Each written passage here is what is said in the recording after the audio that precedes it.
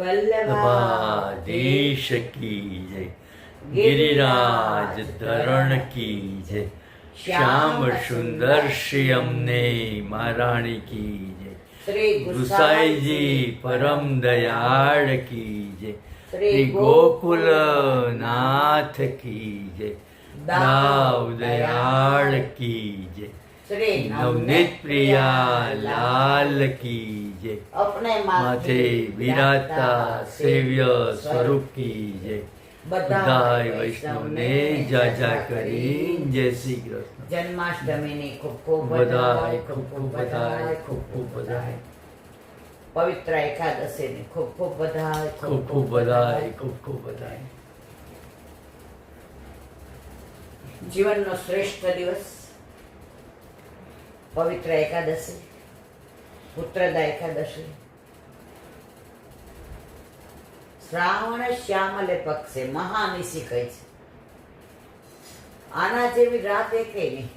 આપણા જીવનમાં કરોડો જન્મોથી આપણે ઠાકોરજીથી વિખૂટા પડ્યા હતા.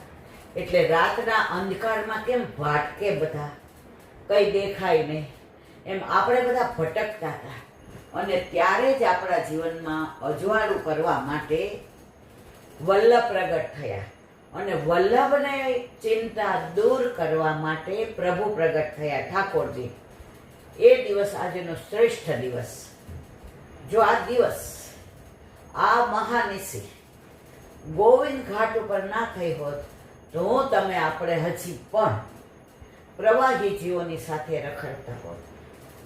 પણ આપણા પ્રભુએ આપણી ચિંતા કરી અને વલ્લભને ભૂતલ પર પ્રાગટ્ય આપ્યું. અને આપણા એક એક દેવી જીવનો હાથ શોધી શોધીને ગોવર્ધનનાથજીના હાથમાં સોંપ્યો. આજનો આ દિવસ ગોકુળચંદ્રમાજી પ્રગટ થયા કે શ્રીજી બાવા,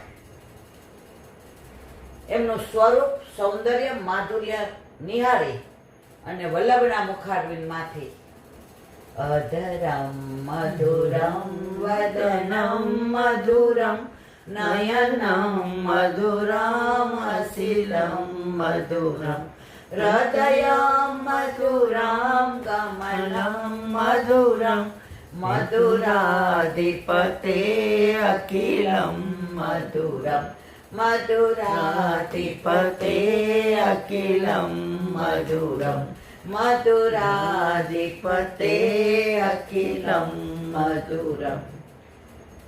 બધું જ મધુર મધુર મધુર મધુર.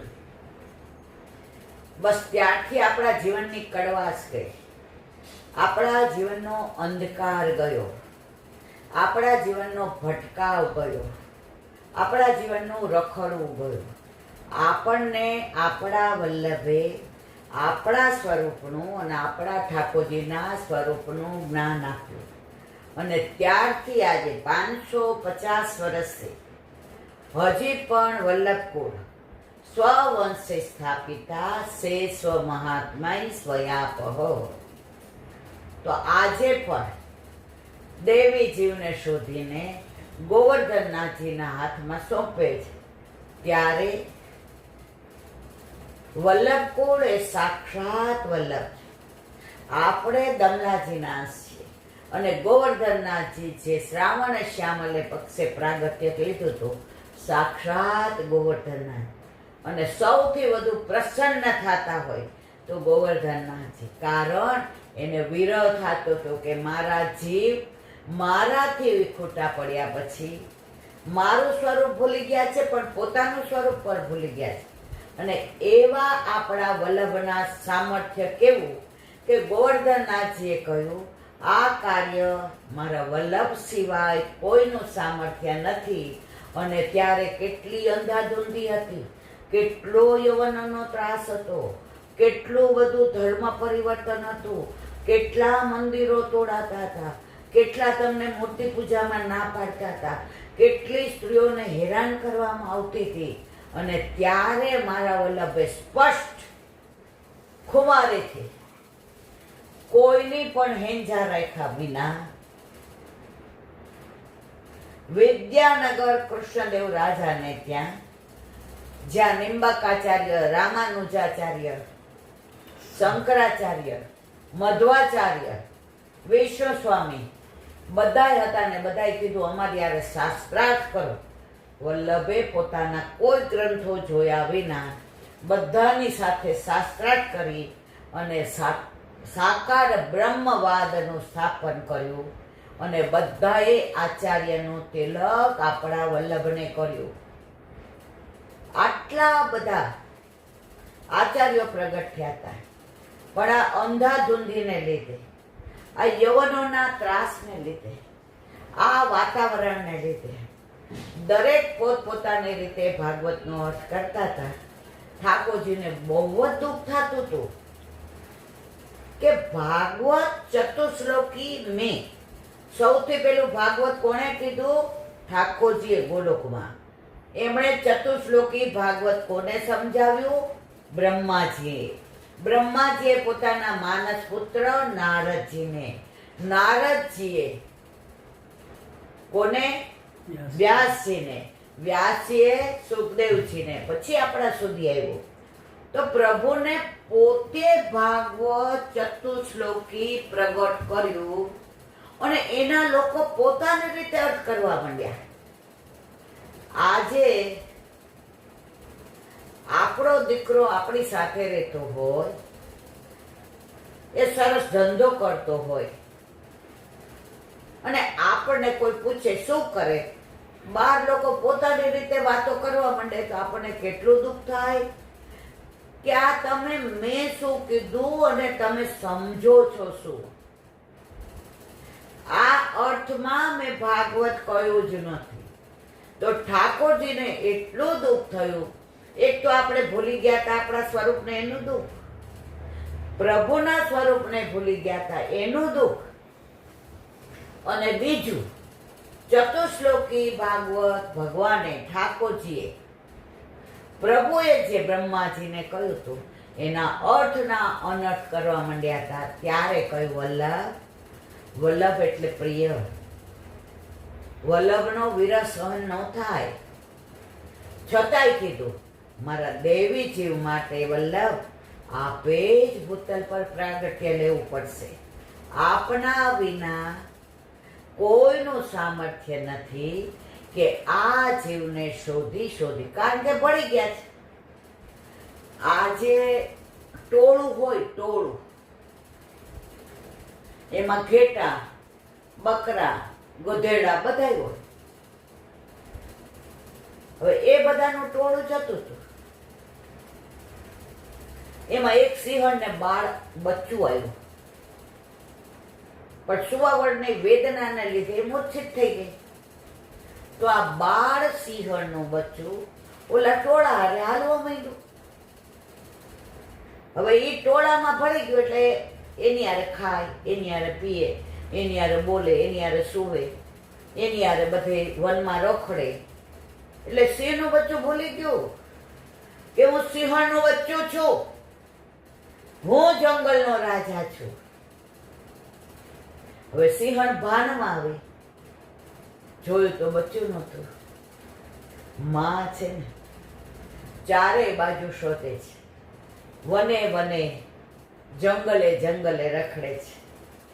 એક ના એક દિન મારા બચ્ચાને હું શોધી લઈશ. અને આ ટોળું એકવાર નીકળ્યું અને સિંહણે ત્રાણ પાડી, બધા ભાગ્યા. ઓલું બચ્ચું ભાગવા માંડ્યું.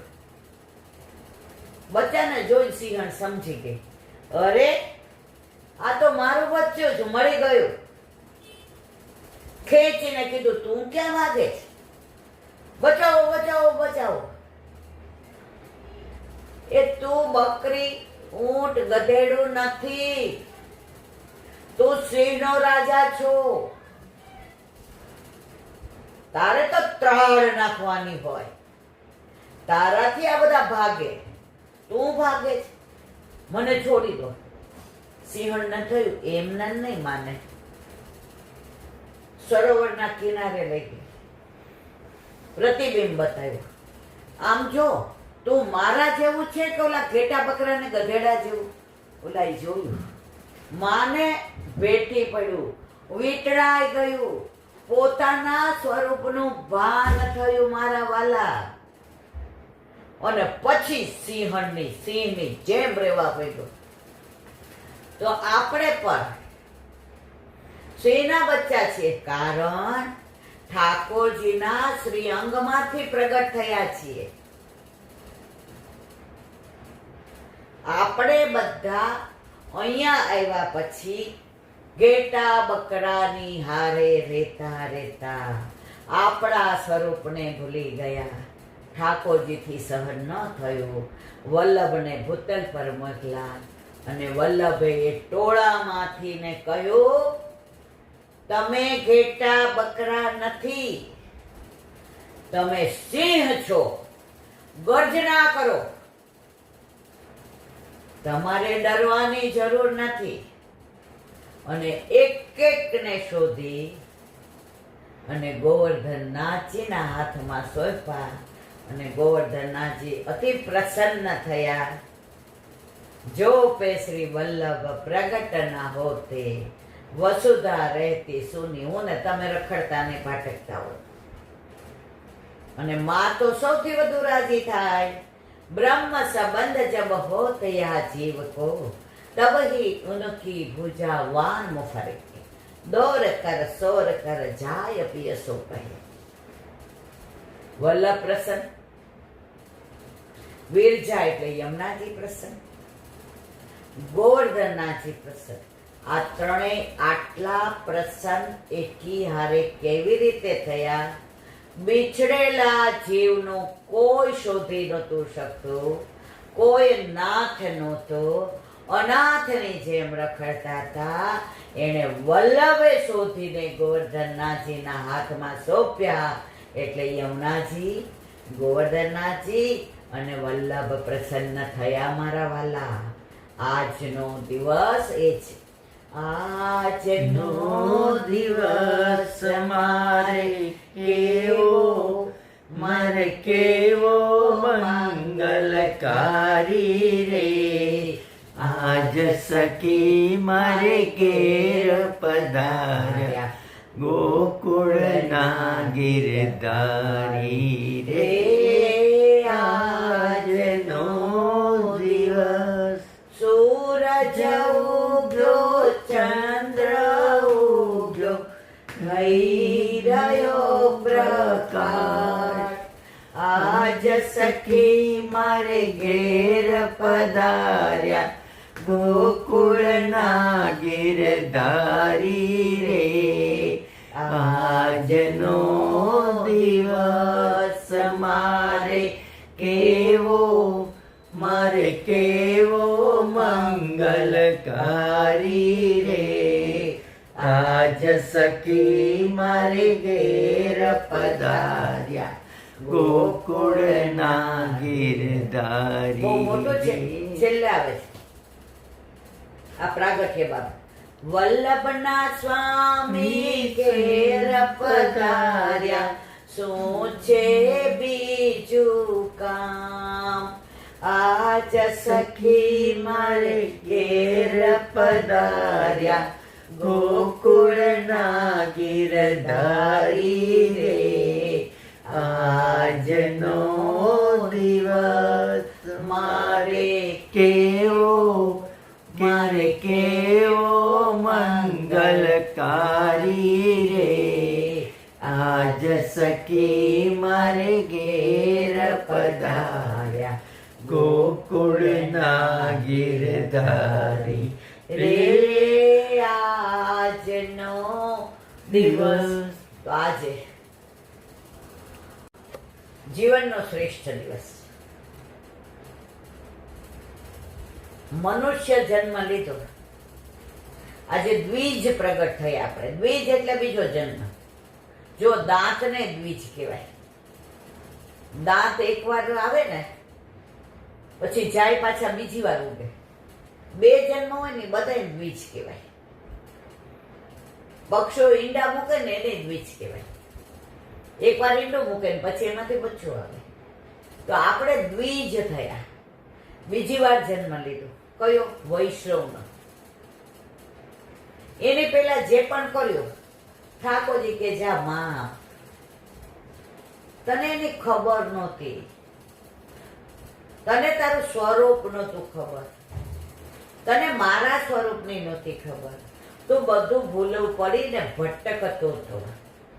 પણ સવારનો ભૂલેલો ભટકેલો સાંજે ઘરે આવે ને એને ભટક્યો ન કહેવાય.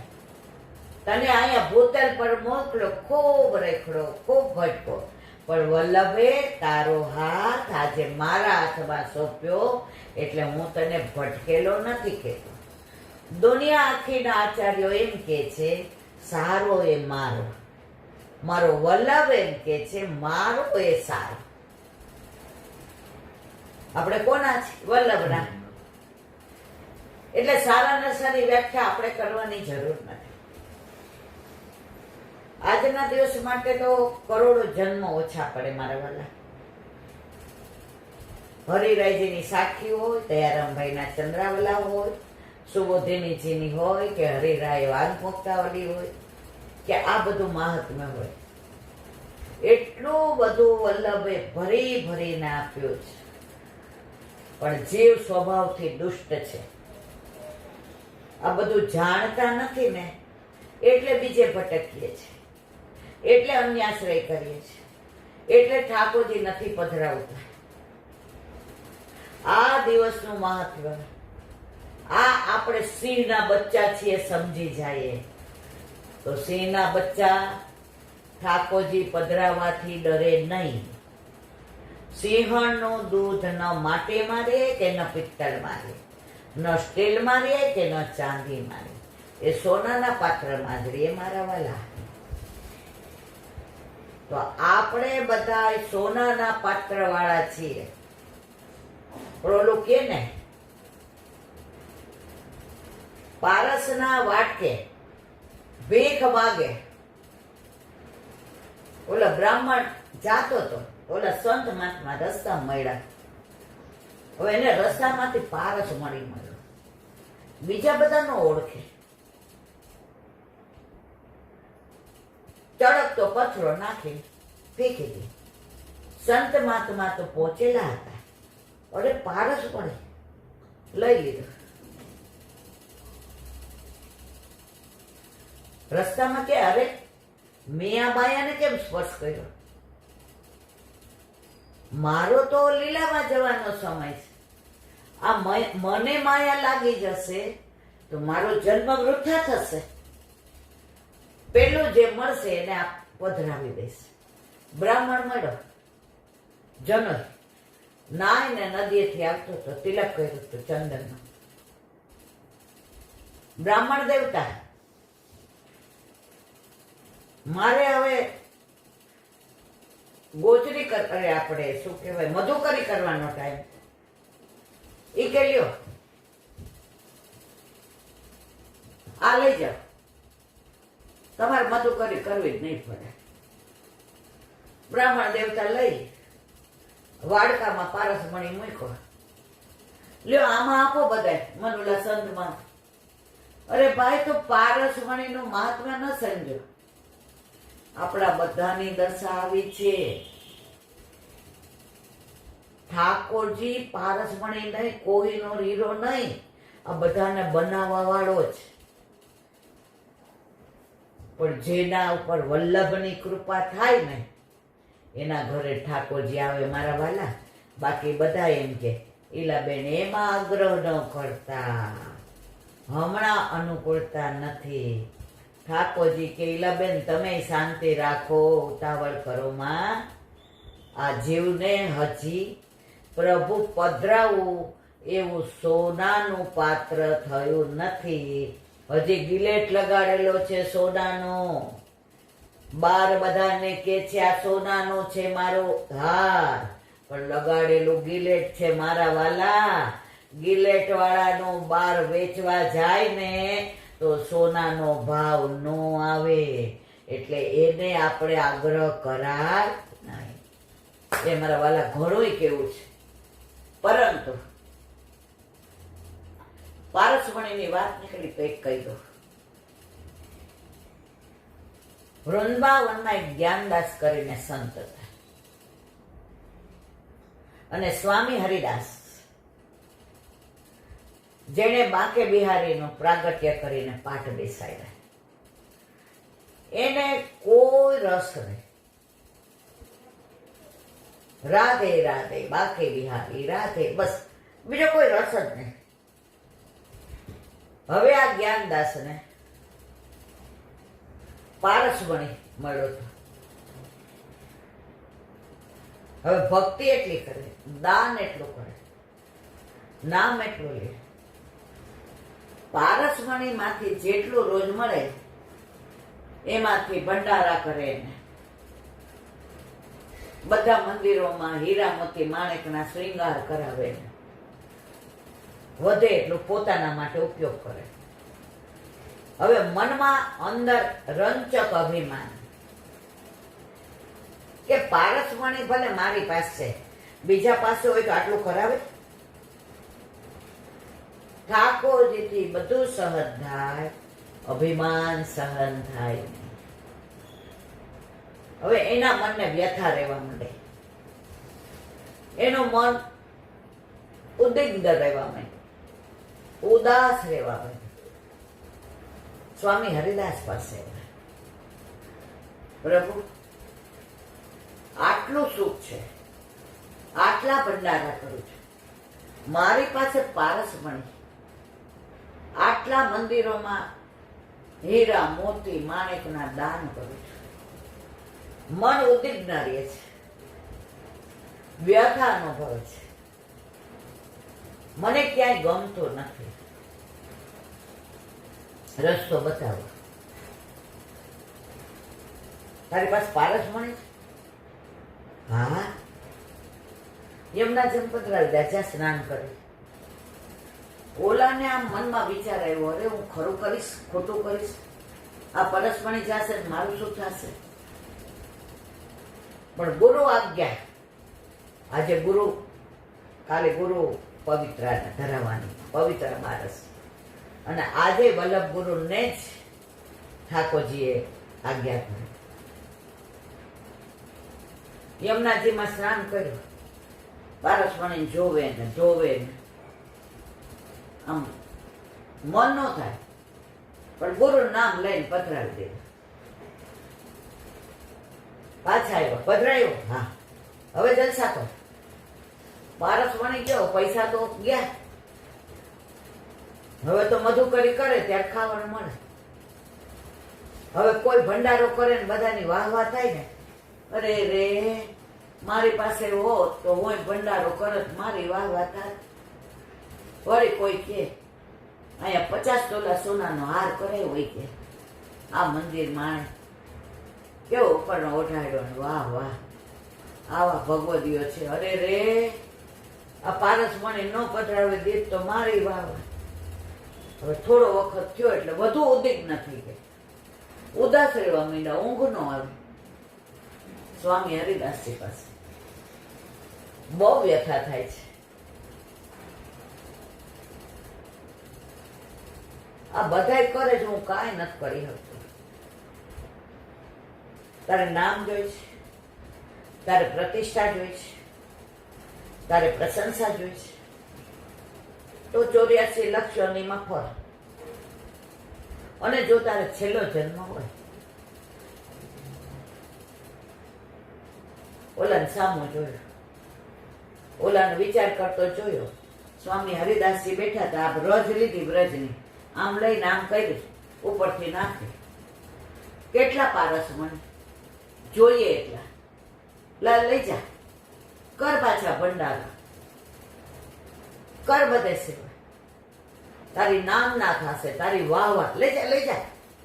એ મારા પ્રભુ મારી આંખ ઉઘાડી દીધી. વળી આ વ્યથામાં પડવું નથી, હવે મારે કથા જ કરવી છે. મારે છેલ્લો જન્મ છે, હવે મારે આમાં ભટકવું નથી.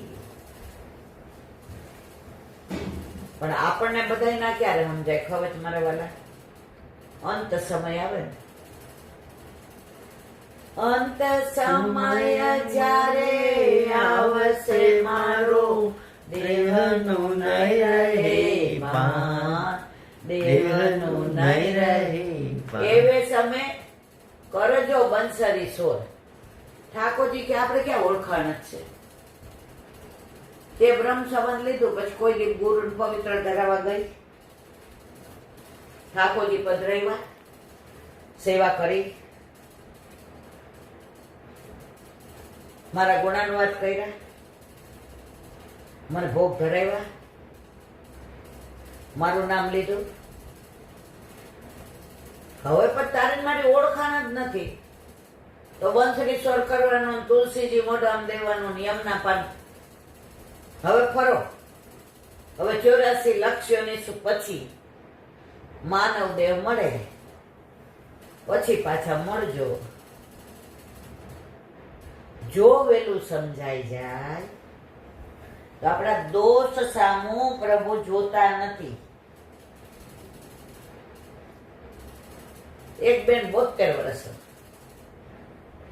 હવે સત્સંગ સાંભળે, ઠાકોરજી પુષ્ટ કરાવે છે, પણ મારી પછી કોણ? અમારા ઘરમાં તો કોઈ રામને માને છે ને કોઈ ભદ્રકાળીએ જાય છે ને કોઈ આ. મેં તમારા બ્રહ્મ સંબંધ? હા. તમારા વર ને અમાર બે ને જ કમાય જ કોણ? એ કે હવે છોકરા પણ અમારે પેન્શન આવે છે. એલા બેન 72 વર્ષે પધરાવાય ઠાકોરજી. મેં તો 92 વર્ષે પધરાવાય. એના વર કે હું એને બહારની ટેલ કરી દઉં. એલા બેન મને અંદરનું કાંઈ ન આવડે, કારણ કે અમે આવું કાંઈ જોયું જ નથી. અમે નાના હતા ને ગુરુદેવ આવ્યા ને આખા ગામને દેતા હતા તો અમને બ્રહ્મ સંબંધ દીધો, બીજી કાંઈ અમને. પણ અમે કોણથી પહેરી એટલી ખબર પડે. મેં તો બહારની ટેલ એ કે એ બધી કરીશ. વાસણ બોલતા ન આવડે કે ઠાકોરજીના વાસણ બધા ઘસી દઈશ, એને જોશે બધું લઈ આવી દઈશ, ફ્રૂટ બધું સુધારી દઈશ. ઓલું હજી ઠાકોરજી નહોતા પધાર્યા એટલે ભાષા પુષ્ટિ માર્ગ એ ન હોય કે પ્રભુના પાત્ર કરીશ કે પ્રભુનો મેવોસિત કરીશ કે ટૂંક. મેં કીધું તમારે પધરાવે છે? એ કે પણ મને 78 વર્ષ છે. પહેલાના જમાનામાં તો એલા બેન ઉંમર નહોતા જ. મેં એ ઉંમર છોડો, પધરાવા છે? એ કે હા. પછી અમે નહીં હોઈએ તો ગુરુ ઘરે પધરાવા કોણ જશે? મેં દી પ્રભુની ચિંતા કરવા છે ને તમે હું કામ કરો છો? ઠાકોરજી પધરાવ્યા. હવે દૂધ મિશ્રી મેવું અને બેન થી જે સામગ્રી થાય, કોક વાર પેડાય કરે ને કોક વાર દૂધીનો હલવોય કરે ને એના થાય એટલું 3-4 દિન. એનું વર એમ કે થોડું તમે હલાવો ને. 2 જણા પ્લેટફોર્મ પર બેસીને હલાવે, પછી ત્યાં સફાઈ થઈ જાય એટલે કે હવે જાઉં છું બહુ ને કે તમે. અમે બધા એ કે બેન 6:30 પછી ઉઠે, અમે 5 વાગે ઉઠી જઈએ. પ્રભુ કેવી કૃપા કરી. એની મોટી વહુને લગ્ન થી 18 વર્ષ થયા હતા. હવે પથ્થર એટલા દેવ કર્યા, પણ આ પ્રભુ આના માટે નથી. પણ પ્રભુ પધારે ને એટલે અવાંતર ફળ. અવાંતર એટલે વચગાળા. તો અહીંથી બોમ્બે જતા હોઈએ, રાજધાની બરોડા ઉભી ન રહે, પણ મનમાં એમ થાય કે લીલો ચેવડો ત્યાં મળતો હોત ને ઉભી રહેતી હોત તો સારું. એટલે ટીટી કે નથી ઉભી રહેતી. આપણે કે હાલો કાંઈ વાંધો નહીં. હવે ત્યાં સિગ્નલ ન મળ્યું, બરોડા ઉભી રહી. ઓલો વેચવા વાળો ચડીને આપણને કે લીલો ચેવડો, અરે લાવ લાવ લાવ લાવ. તો અવંતર ફળ છે. આપણી મંજિલ કઈ છે? બોમ્બે. તો 18 વર્ષે પ્રેગ્નન્ટ રહ્યા. એના મનમાં ઠસી ગયું કે આ બધી કૃપા ઠાકોરજી ઘરે પધાર્યા એની. એ બા મારે બ્રહ્મ સંબંધ લેવું છે. બેટા વિચારીને લેજો, નાનો ટેણીઓ છે. પણ નાનો ટેણીઓ હોય તો ટેલ ન કરાય. એના વરને કે આપણે 2 લઈએ. એનો વર કે હું કંઠી પહેર્યા સિવાય કાંઈ નહીં કરવો, હવાના પોરમાં કચકચ ન કરતી. આવું ન બોલો. 2 બ્રહ્મ સંબંધ લીધું. ચારેય જણા ઠાકોરજીની સેવા પહોંચે. એટલે આને એવું કીધું હોય કે બા આખો દી ગળું ગળું ધરાવો, કાંઈ આપણે ચેવડો ને સેવ ને ન ધરાવે. એ કે આજ્ઞા લેવી પડે, અને પછી તારે સુવાવડ આવે બટા તો કોણ કરે? એનો વર કે મને તો બધું આવડે છે. રમેશ તું કરીશ? હા બા આને હજી તો 9 મહિના, ત્યાં સુધી મેં ફીકાની આજ્ઞા લીધી. દેવના ચક્કર જેવો દીકરો ઠાકોરજી આપ્યો, અત્યારે સખડી ધરાવે છે. હવે બા દાદાથી થતું નથી, ઉંમર થઈ. બા તમારાથી થાય એટલું કરો, હવે અમે કરશું. પણ અબુ એની વ્યવસ્થા મારા વાલા કરી જ લે છે. એક બેન મને કે મારે 2 દીકરીઓ જ છે, પછી કોણ કરે? મેં તો આટલો મોટો બંગલો છે. એ કે એ તો વિલ બનાવી દીધું છે. લૌકિકમાં વિલ બનાવો છો તો અલૌકિકમાં પ્રભુ તમારી ચિંતા કરે. તમે નાના છો, 50 વર્ષના પુશ કરાવી લ્યો ને. ના રે ના, પણ દીકરીઓ કરે. મેં તો વાંધો નહીં. હજી વલ્લભ કે છે આ ફળ પાક્યું નથી, લાભે ખાટું હોય ને રહેવા દેજો, ઠાકોરજીને ભાવે નહીં. તો આજે આવો સુંદર દિવસ.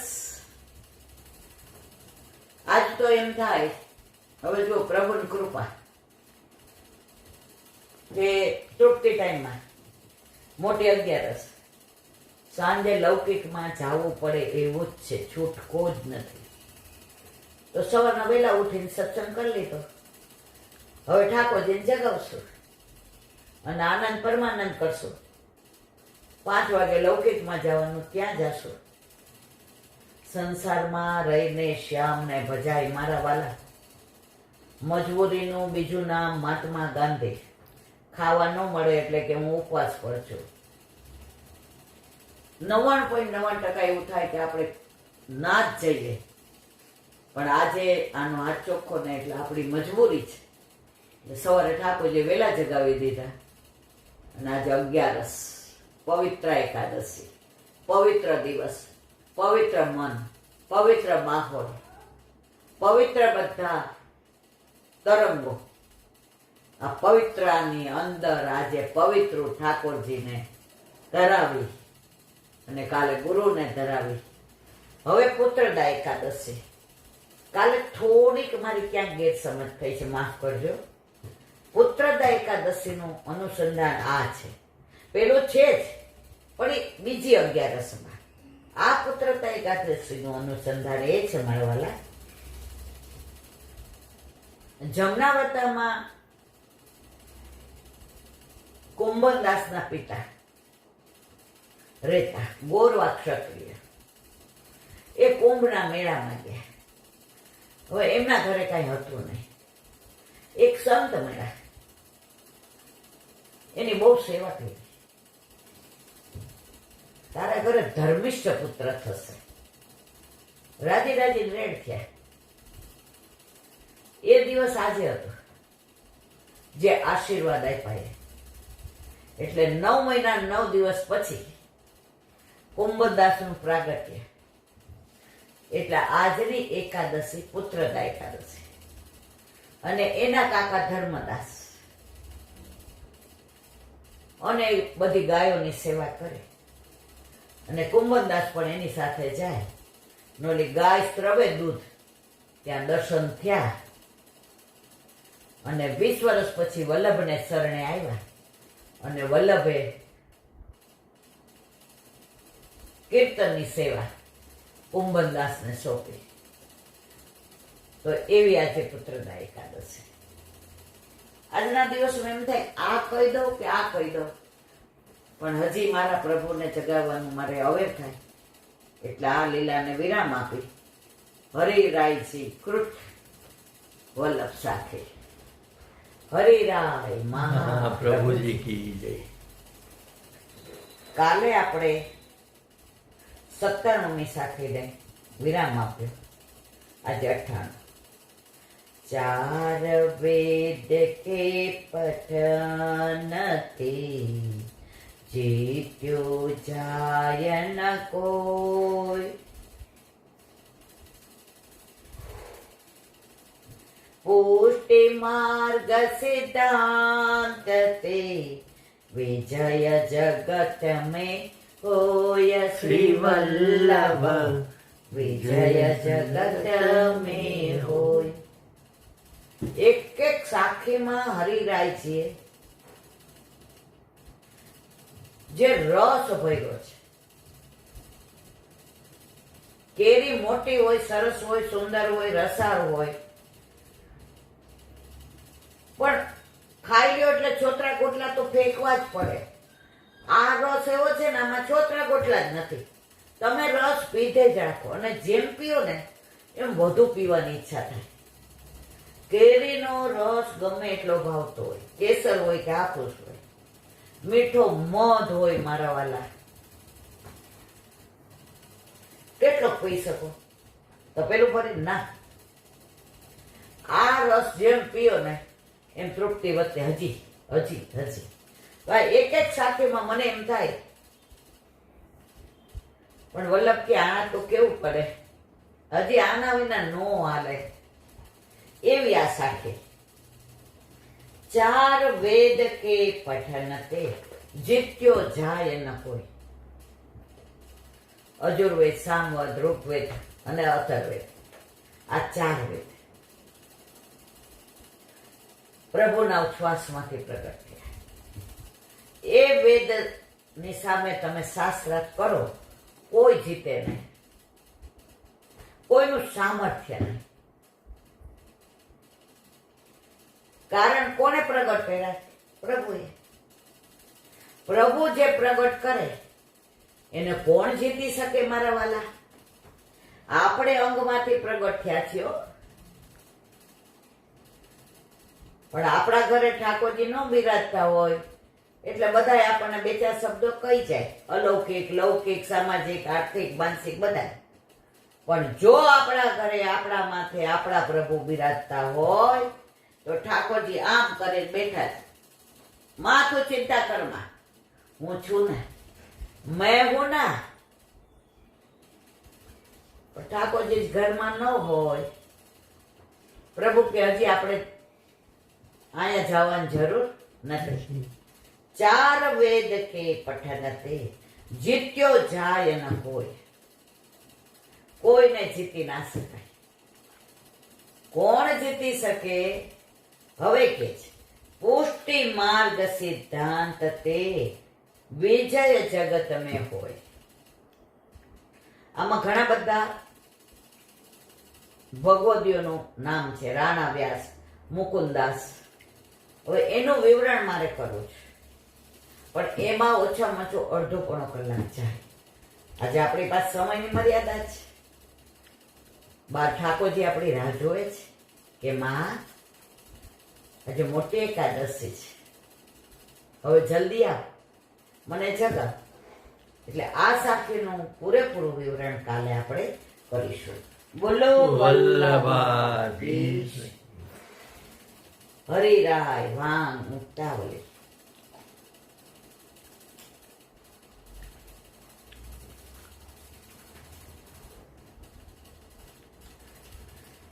યથા સમર્પેણ યોગ્યમ યત્તથા તત્ સમર્પેત યજ્ઞાદિકુ વિવાદાદો પ્રદર્શન નિખિલમ હરે ગૃહીત્વૈવ તદાદેશમ પશ્ચાત કાર્યાણિ સાધયેત. ગુજરાત. જે વસ્તુ જે પ્રકારે સમર્પી શકાતી હોય તે વસ્તુ તે પ્રમાણે સમર્પે. સાડી કે નવો ડ્રેસ લાવ્યા હોય એ કઈ ઓરોગાય ને, એ જે રીતે સમર્પણ. ઠાકોરજી પુષ્ટ થઈને આવ્યા એટલે મને ભગવદીઓ શીખવાડતા, ત્યારે સાડી જ પહેરતી, કોઈ દિવસ ડ્રેસ જિંદગીમાં પહેર્યા નથી. હું કહું બા હવે આનું એ ભગવદીએ સમજાવી લા, આને સરસ વાળી સિંહાસન પર પધરાવી દે, એના ઉપર સફેદ વસ્ત્ર અને ઠાકોરજીને બિરાજા. બહુ નહીં રાખતી હો, ક્યાંક સાડી નવી હોય ને વાગે તો. પ્રભુ તો ફૂલથી વધુ કોમળ, પ્રભુ તો માખણથી વધુ કોમળ, તરત લઈ લે છે. હવે એકવાર એવું બન્યું, આરાધ્ય નવા સેન્ડલ લઈ આવ્યો એને સગું. હવે ઘરમાં કાંઈ પણ લાવીએ એટલે ઠાકોરજી પાસે મૂકી દઈએ કે પ્રભુ જો બરાબર છે ને, આ તારું છે, પછી અમને આપજો. હવે બે વાતું કરે. આરાધ્ય સગુન કે આપણે ચંપલ પહેરીને તો ઠાકોરજી પાસે જવાય નહીં. આપણે તો અંદર નથી લઈ જતા, બા તો ચંપલ એ બહાર મુકાવડાવે છે. ગમે એવા હોય બા કહી જ દે ચંપલ બહાર. હું સાંભળી ગઈ એટલે હું 10-10 રૂપિયા બે લઈને આવી બેયને. મને કે બા હવે મેં તો આ બે નવા પહેરી અને રોડ ઉપર જાઓ, કેળાની લારી હોય ને 10-10 રૂપિયાના બે જોઈને લેજો. પોચાનું હોય, સડેલાનું હોય, કાચાનું હોય. એટલે તમારું સમર્પણ થઈ ગયું. એવા રાજી થઈ ગયા. આવીને કેળા લઈ આવ્યા. મેં તો હવે હાથ ખાસા કરી અને ટૂંક કરો, મિશ્રી પધરાવો અને ધરો. થઈ ગયું સમર્પણ. અહીંયા જે વસ્તુ જે રીતે સમર્પણ થતી હોય એમ કરાય. ચંપલ પ્રભુને દેખાડાય ને. નવી બેગ આવે ઠાકોર પેલા છોકરાઓને, પ્રભુ પાસે પધરાવો તો શું કે છે? યજ્ઞમાં સામગ્રી હોય. હવે લગ્ન હોય છોકરાના છોકરીના, ઓલો કે જવ લાવજો ને તલ લાવજો, ના લાવ. પૈસા પ્રભુને કયો કે આ, અને પછી લાવો. જે વસ્તુ જે પ્રકારે સમર્પી શકાતી હોય તે વસ્તુ તે પ્રકારે સમર્પી. યજ્ઞ યાગાદિક અને વિવાદિકમાં સર્વ પદાર્થો પ્રભુ સમક્ષ ધરવા અને પ્રભુની આજ્ઞા લીધા પછી યજ્ઞ યાગાદિક અને વિવાહિક કાર્યો સાધી લેવાય. સેવકનો ધર્મ એ જ છે કે પોતાના સ્વામીને દેખાડ્યા વિના અને એની આજ્ઞા થયા વિના કાંઈ પણ સ્વતંત્ર રીતે કરવું નહીં. હવે આ છોકરાઓ માનો કે એમની માટે કાંઈ એવું લઈ હોય જે આપણને ખાલી એમ કે બાજુ આ થેલીમાં મસ્ત વસ્તુ લાવ્યા, આપણે કે હારું બાપા અમે રાજી, અમારી આંખો ટાઢી, ન જોવે એની કાગળે કાઢી. પણ આપણને આનંદ શું થાય? મારા છોકરાઓ મને બતાવ્યા વિના કાંઈ ઉપર લઈ જતા નથી. લઈ જતા હોય તો સૌથી વધુ દુઃખ કોને થાય? આપણને, કે હવે તો આપણે કોઈ મહત્વ જ નહીં. તો આપણા ઘરે આપણા માથે બિરાજતા આપણા ઠાકોરજીને આપણે બતાવીએ ને તોય રાજી થાય. આ નવો મોબાઈલ કે આ આવ્યું હોય, ઓલા ઠાકોરજીની પાસે પધરાવ્યો, સગુણને ઓલો શિલ્ડ મળ્યો સાયન્સના ઓલામાં યુનિવર્સિટીમાં, પેલા એને ક્યાં પધરાવ્યો? ઠાકોરજી પાસે. તો જેવી રીતે થાતું એમ સમર્પણ કરાય. એમ ન કહેવાય આરોગ્ય વલ્લભની કામે થઈ. જેનું જે રીતે સમર્પણ થતું એ રીતે કરાય. એ પ્રમાણે અહીં પણ પ્રભુને નિવેદન કર્યા વિના કોઈ પણ લૌકિક વૈદિક કાર્યો સ્વતંત્ર રીતે ના કરવા, પરંતુ નિવેદન કરીને આપણી આજ્ઞા મેળવીને સર્વ કાંઈ કરવું એ સેવકનો મુખ્ય ધર્મ છે. બોલો વલ્લભાધીશ. વલ્લભાધીશ કી જય. સુબોધનીજીનું પાન વલ્લભ કરાવે તો થાય, અને સ્પર્શ કરવો આપણા બસની વાત નથી. કાલે આપણે 5 દોષનું વિવરણ કરતા હતા કે કર્મજન્ય, કાળજન્ય અને સ્વભાવજન્ય અને માયાજન્ય.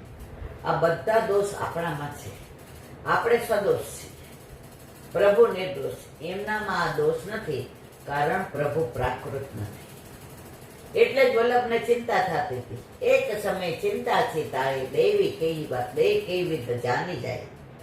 આજનો દિવસ ગોવિંદ ઘાટ ઉપર કે પ્રભુ નિર્દોષ અને જીવ સદોષ કેવી રીતે ઠાકોરજીના હાથમાં સોંપવા, અને સાક્ષાત ભગવતા પ્રોક્તમ પ્રગટ થઈ અને બ્રહ્મ સંબંધની આજ્ઞા આજે રાત્રે મહાનિશી. આનાથી મહાન રાત્રે બીજી કોઈ હોય જ ન શકે આપણી જિંદગીમાં. નિશી એટલે રાત, મહા એટલે મહાન. બધાય અંધકાર દૂર કરીને અજવાળામાં લાવી અજ્ઞાન તિમિરાંતસ્ય જ્ઞાનાંજલ શલાકયા ચક્ષુરુન્મિલિતમ येन તસ્મૈ શ્રી ગુરવે નમઃ. તો કાલે આપણે 4 દોષ સુધી જોયું હતું. આજે 5મો દેશોદ્ભવા, દેશજન્ય.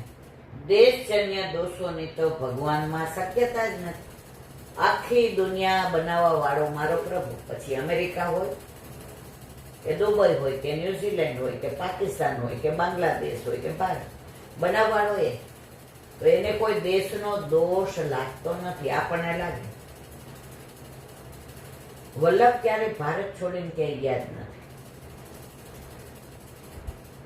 એમણે પૃથ્વી પરિક્રમા કરી એનું પ્રગટ પ્રમાણ તમને કહું. 84 બેઠક ભારત સિવાય ક્યાંય નથી. બાંગ્લાદેશમાંય નથી, ચીનમાંય નથી, પાકિસ્તાનમાંય નથી. વલ્લભને ખબર હતી કે આ હદ છોડીને જવાય નહીં, અને જેટલી હદમાં વલ્લભ રહ્યા પરિક્રમા એટલું જ ભારત કહેવાનું. એના પછીના પરદેશ થઈ ગયા, ને વલ્લભ ક્યારેય પરદેશ નથી ગયા. તો તમે, મેં એવા વૈષ્ણવ જોયા છે પરદેશ જાતા જ નથી, પણ જાય એટલે આવીને વ્રજમાં જાય, યમુના પાન કરે, વ્રત કરે, ત્યાં બધું જે દાન પુણ્ય કરવાનું એ કરે. પછી ઠાકોરજી ને વિનંતી કરે ન્યોછાવર કરીને કે આવા યવનના દેશમાં ગયા હતા, ક્યાંક તને કોકની નજર ન લાગી ગઈ. દરેક વૈષ્ણવને પોતાનો ભાવ. તો દેશજન્ય દોષ તો ઠાકોરજી લાગે જ ને. હવે કે છે કોઈ પણ ધર્મ એમને સ્પર્શ કરતો, ધર્મ બનાવવા વાળો એ, ધર્મ પ્રગટ કરવા વાળો એને કોનો દોષ લાગે? આખી દુનિયા જેને બનાવી હોય. આપણે તો પણ ઠાકોરજી નહીં દોષ જોઈએ. ઈલાબેન 50 વર્ષથી ઠાકોરજી બિરાજે, તો મારી હારે જ કેમ આવું થયું? મેં તો મારા વાલા 50 વર્ષથી આટલું બધું સારું થયું, ગાડી, બંગલા, વાડી, વજીફા, દીકરા, વહુ ને પૌત્ર ને પૌત્રી, ત્યારે એકે વાર મને તમે ન કીધું કે હા મારા પ્રભુ મારા પર કેવી કૃપા કરી. આ એકવાર માંદા પડ્યા એમાં તમે ઠાકોરજીને દોષ જોઈ, તો આપણા કર્મ. એ પ્રભુને દોષ દેવાનો આપણો અધિકાર જ નથી, પણ આપણે એમાં પ્રભુને દોષ દઈએ. કાલે જે કીધું એ કે આપણે સારા કાર્ય કરીએ ને તો ગણાવીએ બધાને, પણ પાપ કર્યું એ ગણાવીએ? પાપ ઉઘાડું કરવાનું છે કે આજે હું આની હારે ખોટું બોલી. ઓફિસમાં હતી તો સૌથી વધુ ખોટું હું જ બોલતી હતી. મોડું થાય એટલે ખોટું બોલવાનું. રજા જોઈતી હોય એટલે ખોટું બોલવાનું. પછી આ તબિયત બગડે એટલે એ તો બધા કર્મો ભોગવવા પડે ને. ખોટું બોલ્યા ને પ્રપંચ કર્યો. ચીડાબેન, કર્મ કોઈ ન છોડે. તો આપણે પાપ કરીએ છીએ ને એ બહાર દેખાડાય કે મેં આજે આને ઉલ્લુ બનાવ્યા, આજે આને ખોટું બોલી નાની વસ્તુ લઈ લીધી. ગણો ને, ગણો, પાપ ગણાવો, નિવૃત્ત થઈ જશો. પણ ખાલી એક ઓલા રિક્ષામાં 3 જણા એવા હોય ને, 9 રૂપિયા થતા હોય. હવે એક દી ઓલા બેન ન આવે એટલે 9 માં 2 ના 4.5 આવે. બીજે દી કે ફોન ન કરાય, આમાં 3 વધુ ગયા. હવે હું ન આવું ત્યારે તમારે 4.5. અલા બેન, મેં જોયા છે આવા વૈષ્ણવ, જોયા છે. તો મારા વાલા, આપણે આપણા દોષ નથી જોવા, પણ આપણે સારું કર્યું ને. એક વૈષ્ણવ બિચારા નિષ્કંજન હતા, એટલે ઓલા એક વૈષ્ણવ એને સાડી આપી. એ કે હવે આવું કઈ હું પહેરતી નથી જરીવાળા. એટલે ઓલા બિચારા કઈ ઉત્સવ હતો ને તો ફેરી આવે. ઓલા બેન બધાને કોણી મારે. આ ઘણા વખત પહેલાની વાત. એટલે હું તો ઓફિસથી દર્શન કરવા ગઈ હતી, એટલે આપણા ઘરે બિરાજતા નહોતા ઠાકોરજી, અને મારે ચાલુ ઓફિસે ગઈ હતી, એટલે જલ્દી પાછું આવું હતું. કારણ કે માર્ચ મહિનામાં તો રોજ રાતના 10 વાગે લાખો રૂપિયાના NSC ને બધું હોય ને, હેડ ઓફ ધી ડિપાર્ટમેન્ટ ચાવી લઈને જાઉં, મારે જલ્દી જવું હતું. તો બધા એકબીજાને કોને મારે ને પછી આમ હામો જઈને હશે. એટલે ઓલા બેને મને ઈશારો કર્યો કે એલા બેન મારા સાસરીનગર ઉતરવું છે ને, આજે મારા દીકરાનો જન્મદિવસ છે એટલે તમને ઉતાર. મેં કીધું હા હા હાલો. એટલે મને કે આમ ઈશારો કર્યો કે આરતી મેં કીધું હા હું કરી લઉં. એટલે બહાર નીકળીને એટલે એની આંખમાં પાણી હતા. મેં કીધું કામારવાળા કેમ ઢીલા થયા? એટલે બેન આ સાડી છે ને તમને કોને આપી કહું? મેં મને ખબર જ કોને આપી છે. એ બેને બહુ વાર અમને બધાને કીધું કે આ મારી સાડી છે. એ કે તમને કીધું એનો વાંધો નહીં, પણ બધાને કોને મારી મારીને દેખાડે તો બધા મારી સામે જોઈને હસતા હતા. હવે મેં નક્કી કર્યું કે ઠીગડાવાળી સાડી પહેરીશ પણ કોઈની લઈશ નહીં. મેં જો હું બહુ રાજી થઈ. પછી એને સાસરીનગર ઉતાર્યા. એટલે મેં કીધું તમે 2-3 સાડી લઈ આવો. મને કે હવે એ ભૂલ ન કરો. મેં તો બધા સરખા ના હોય. તો કે ના, મને વલ્લભભાઈ જતાવી દીધું કે હું ઘરમાં બિરાજુ છું. શું કામ હોશિયારી થાય છે? તો મારા વાલા આ બધા દોષ નથી ગણતા આપણે, પણ એક સારી કોકને આપી એ આપણે આખી દુનિયામાં આપણી પ્રશંસા કરીએ છીએ. પછી કે મારા ઘરે 50 વર્ષથી ઠાકોરજી બિરાજે જતાવતા નથી. રોજ નક્કી કરી લઈએ કે સારા કાર્યો છુપાવીશ અને દોષ પડ્યા છે એ બધાને કહીશ. જો તમારા ઠાકોરજી કેવા રાજી થાય છે. પણ એટલી હિંમત આપણી નથી. કારણ કે આપ કૈવલ્યમ આત્મનિશ્ચિત, આપ કેવળ પોતાનામાં જ વિદ્યમાન છો. આમ ભગવાન 5 દોષ રહિત છે, એટલે કે પ્રભુ નિર્દોષ છે, પોતાના શુદ્ધ સ્વરૂપમાં રહેલા છે. હવે કૈમુતિક ન્યાયથી ભગવાન બીજાના દોષોને દૂર કરે એનું નિરૂપણ કરે છે. દેવદત્ત મોટા શાસ્ત્રો ભણ્યા છે, તો એને નાના શાસ્ત્રોનું જ્ઞાન હોય. એ તર્કને કૈમુતિક ન્યાય કહેવાય. જે મોટા મોટા શાસ્ત્ર ભણ્યા હોય, વેદ ને ઉપનિષદ ને મીમાંસા ને પૂર્વ મીમાંસા ને ઉત્તર મીમાંસા ને ભાગવત ને પદ્મ પુરાણ ને સ્કંદ પુરાણ ને, એને પછી નાની નાની વાત હોય ને એ ખબર હોય, એને કહેવાય કૈમુતિક ન્યાય.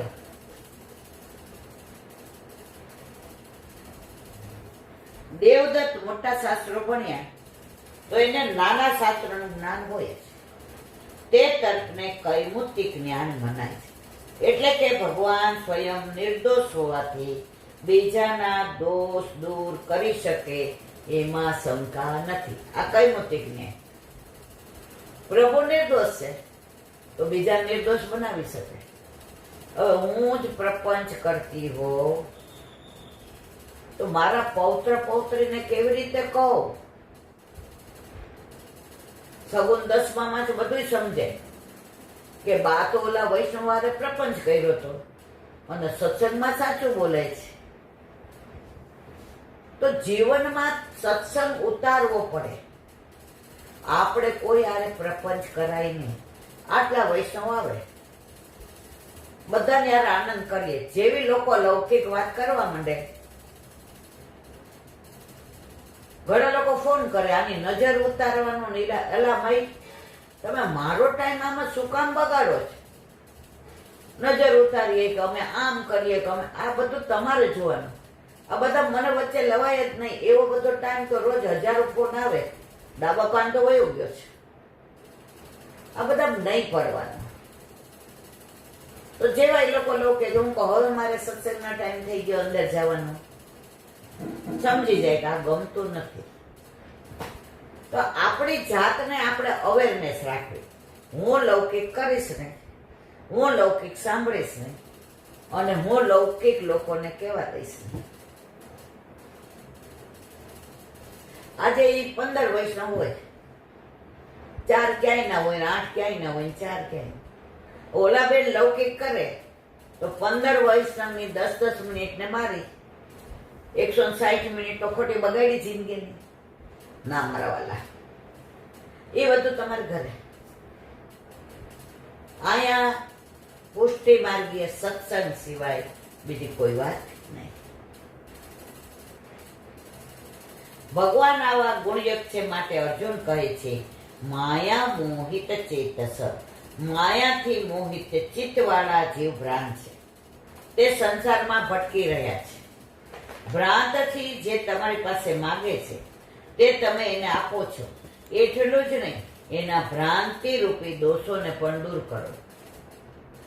આપણા હિતમાં ન હોય ને એવું માગ્યું હોય ને, ઠાકોરજી ન આપે. આપણા હિતમાં નથી, આપણી ભ્રાંતિ દૂર કરે. એટલે કે જીવ ઉત્તમ અનુત્તમ છે, વસ્તુની ઈચ્છા કરે તે આપ તેને આપો છો, એટલે આપ સર્વને ઈચ્છિત વસ્તુ આપનારા છો. તેથી આખું જગત આપનું ભજન કરે છે. જો આપ દરેક જણ ઈચ્છે તે ન આપો તો બધા આપનું ભજન ન કરે. આ આપનું સામાન્ય સ્વરૂપ છે.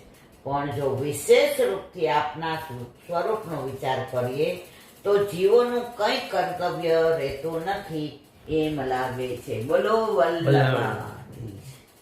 શ્રીમદ ભાગવત. અને મારા ગુરુદેવને दंडवत प्रणाम करूँ છું. चंद्र सरोवर पे सूरदास जी के द्वार पे मेरा दंडवत प्रणाम. सुरभि कुंड पे परमानंदास जी के द्वार पे मेरा दंडवत प्रणाम.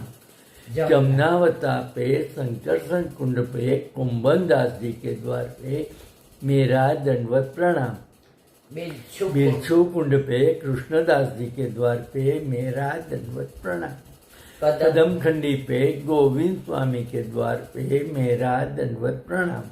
अप्सरा कुंड पे चित्त स्वामी के द्वार पे मेरा दंडवत प्रणाम. मानसी गंगा पे नंददास जी के द्वार पे मेरा दंडवत प्रणाम. रुद्र कुंड पे चत्रबुद्ध दास जी के द्वार पे मेरा दंडवत प्रणाम. व्रज विलास व्रजनी गोपिकाओं ने मारा दंडवत प्रणाम. हे वल्लभ, સવારથી અત્યાર સુધી સેવા સ્મરણ સત્સંગ જે પણ તે કરાવ્યું તે તારા ચરણારવિંદમાં સમર્પણ કરું છું. ભૂલ અપરાધ થયો હોય તો ક્ષમા કરશો. બોલો વલ્લભાધીશ કી જય. દ્રઢઈના ચરણ કેરો ભરોસો, દ્રઢઈના ચરણ કેરો. श्री वल्लभनक चंद्र छटादीन, सब जुग माय अंधेरो भरोसो, दृढ़ चरण केरो. साधन और नहीं कली में जासोय निवेरो. सूर का कहे द्रिविध आंधरो, बिना मोल को चेरो भरोसो, दृढ़ चरण दृढ़ चरण दृढ़ चरण केरो. શ્રી વલ્લભાધીશ કી જય. આજનો આ સત્સંગ મારા વલ્લભના ચરણારવિંદમાં સમર્પણ કરું છું. ભૂલ અપરાધ થઈ હોય તો ક્ષમા કરજો. આ મારા વલ્લભની વાણી અને ભૂલો એ મારી. બોલો વલ્લભાધીશ કી જય. પવિત્ર એકાદશીના સર્વે વૈષ્ણવને જય કરીમ. જય શ્રી કૃષ્ણ. જન્માષ્ટમીની ખૂબ ખૂબ બધાય, ખૂબ ખૂબ બધાય, ખૂબ ખૂબ બધાય. બોલો વલ્લભાધીશ જય શ્રી કૃષ્ણ.